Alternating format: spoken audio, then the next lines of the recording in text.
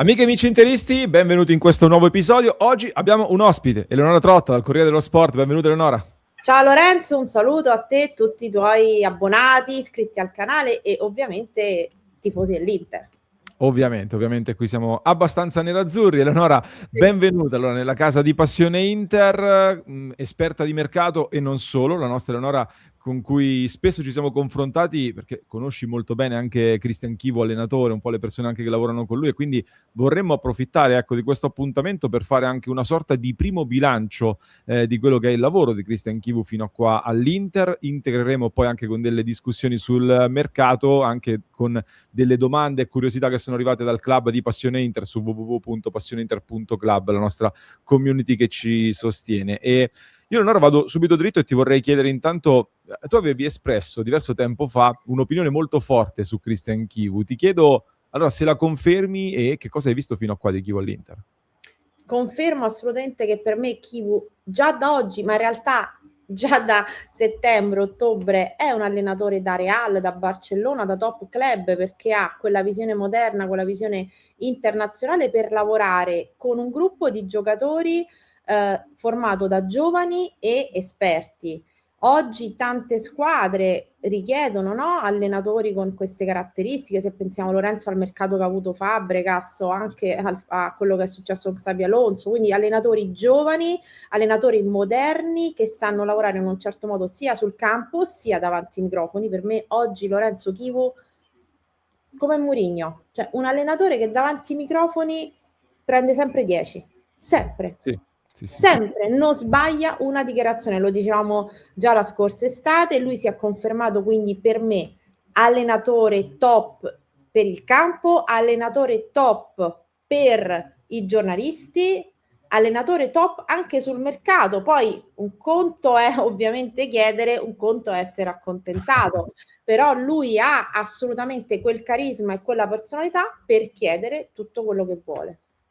Condivido, mi piace molto che tu abbia sottolineato l'aspetto comunicativo che secondo me cioè, è ovvio che ci si concentra da tifosi e non solo sui risultati, ma soprattutto nel calcio di oggi l'aspetto comunicativo non può essere secondario, perché poi anche quello che lui trasmette all'interno, dove evidentemente ha fatto un lavoro molto importante dopo quell'Inter che aveva ereditato, diciamo così, al Mondiale per club. Questo mi sembra piuttosto evidente.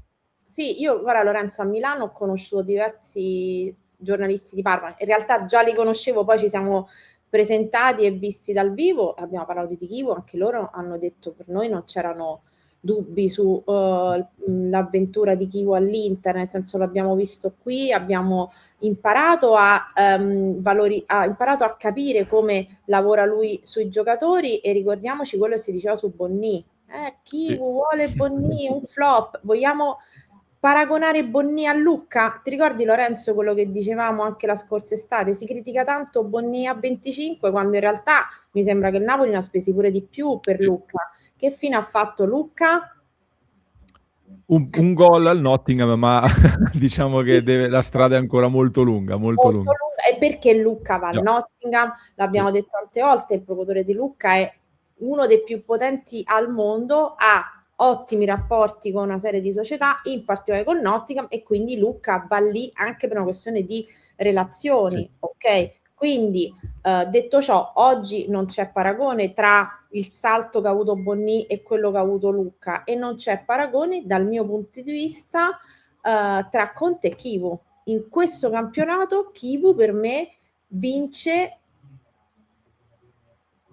su Conte vince il duello, vince il duello su Conte. Sì. Bello, questo mi piace. Quindi anche più, secondo me, sapete che io per Conte ho una massima stima, l'avrei voluto sempre come allenatore della mia squadra del cuore, ok? Però per me anche a livello dialettico, anche a livello mediatico, se parliamo di stile, non c'è paragone.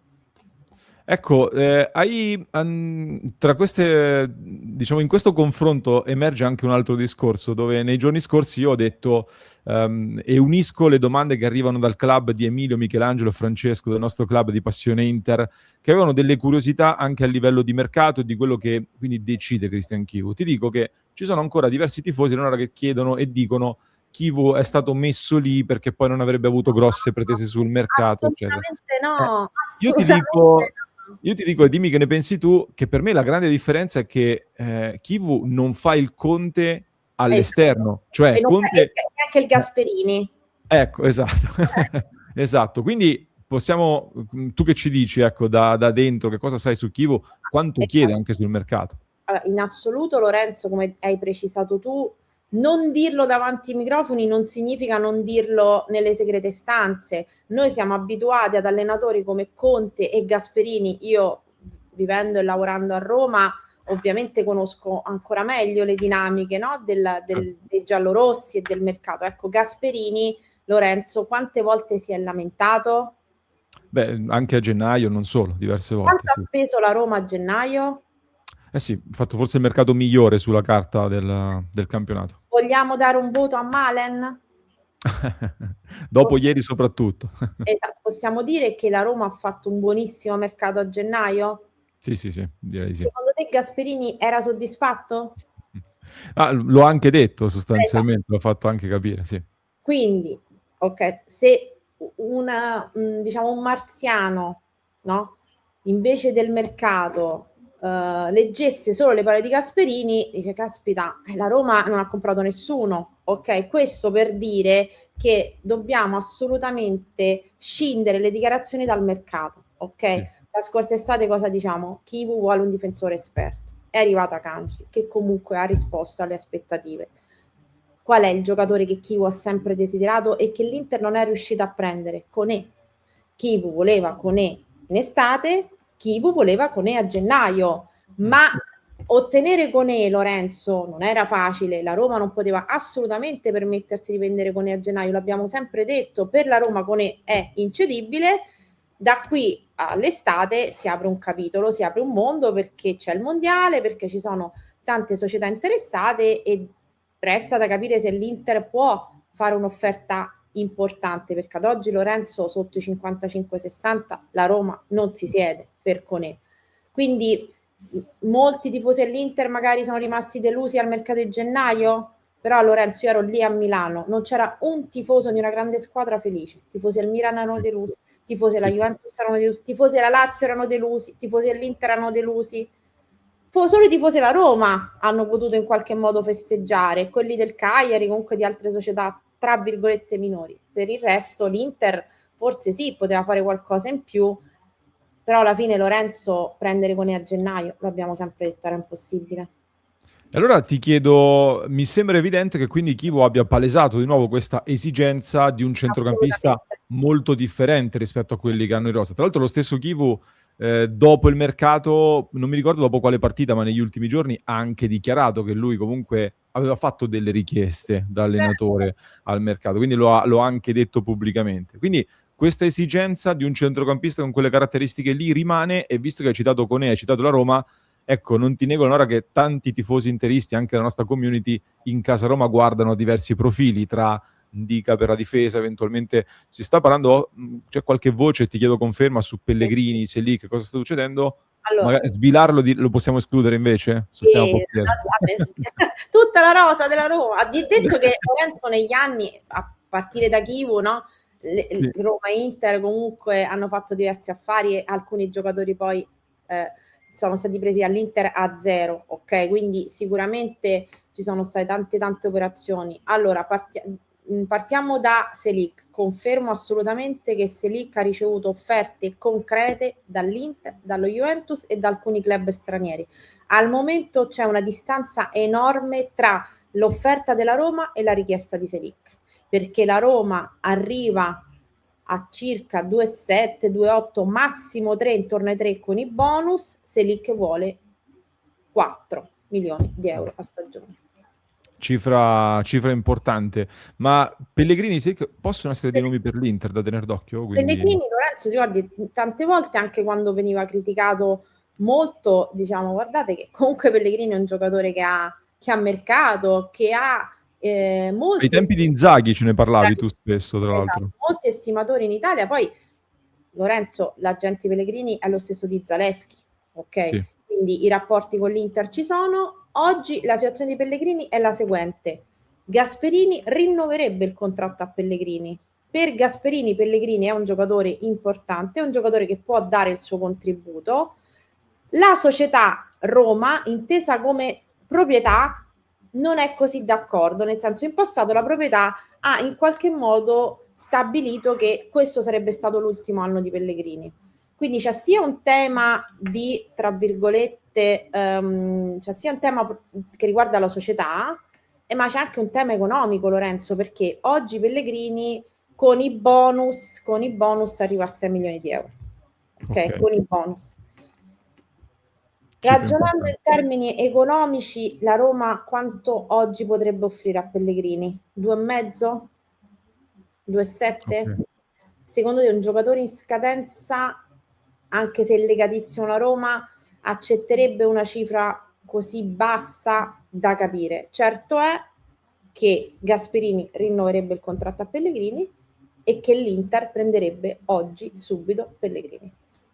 Che ha caratteristiche anche qui che verrebbero aggiunte in maniera interessante, considerando ecco, che potrebbe tra l'altro prendere il posto eventualmente di un altro ex Roma come Mkhitaryan, che sarebbe un po' quella forse la casella con caratteristiche differenti. Io sinceramente, lo sapete, ho sempre stimato moltissimo Pellegrini, sia come giocatore che come uomo.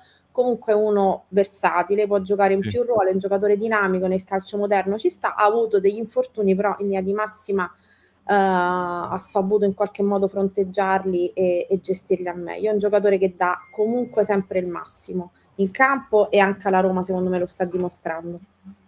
Vado verso la conclusione, Leonora, e devo farti per forza questa domanda, perché tu sul Corriere dello Sport hai scritto anche di Mauro Icardi, e che è un nome che in casa Inter accende sempre. Che cosa ci puoi dire? Lorenzo, faccio io a te la domanda a questo punto. Sì. I tifosi dell'Inter rivorrebbero Icardi?